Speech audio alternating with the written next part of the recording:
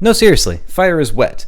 And I'm barely lying. It's barely an exaggeration, and it's not even an intentional misunderstanding of the Oxford Dictionary.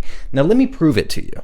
Here we have the humble pot. It is full of water, straight out of the tap, and nothing else. It's probably roughly at 18-20 degrees centigrade. Now let's see what happens when we simply add some fire. Look at that. Notice how the sides go from shiny to matte. I can wipe it off and get it back shiny again. Let's try it again. Look at that, the sides go straight back to matte. What is happening here? Here we have what is colloquially known as a door. And on this door we have a chemical reaction. Because what is burning? Well, it is simply a chemical reaction. It is particularly a combustion reaction. Now, a combustion reaction is whenever you take a hydrocarbon, such as here we took propane, 3 atoms of carbon and 8 atoms of hydrogen, and you combine it with an oxidizer, in this case, dioxygen, or more colloquially known as oxygen. Here, in particular, we are combining it with 10 molecules of oxygen. This reacts to form 3 molecules of carbon dioxide and 4 molecules of H2O, colloquially known as water. So here we have it. The burning reaction actually produces water, and that's pretty interesting. All right, back to the stove. So we have a mixture of natural gases coming out of the stovetop, whether it's butane, propane, etc. It immediately combusts into fire, producing carbon dioxide and water. Now, carbon dioxide, it makes sense that it's a gas. It floats away. Water, though, is a bit weirder because, hey, water is typically liquid at room temperatures.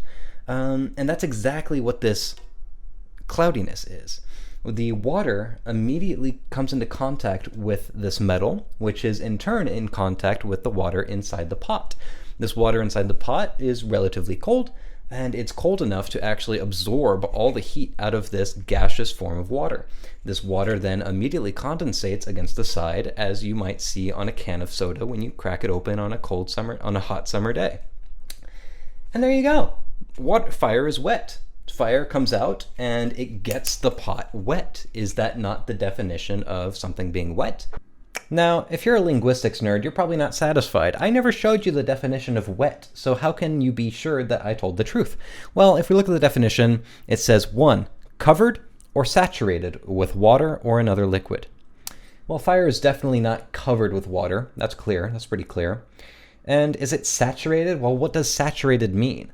In the context of a gas, saturated means it is holding as much water as physically possible.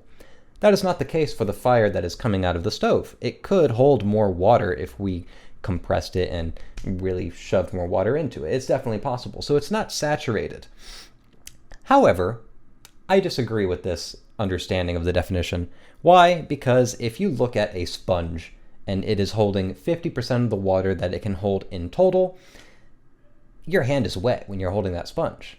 That sponge is getting your hand wet. The sponge is wet. Anything you touch with the sponge is going to be wet. Therefore, despite not being at 50%, not being at 100% saturation, I think most people would still consider it wet. Therefore, by the transitive property, the gas coming out of your stove, turning into fire, is wet. Thank you for coming to my TED Talk. I hope you enjoyed your stay.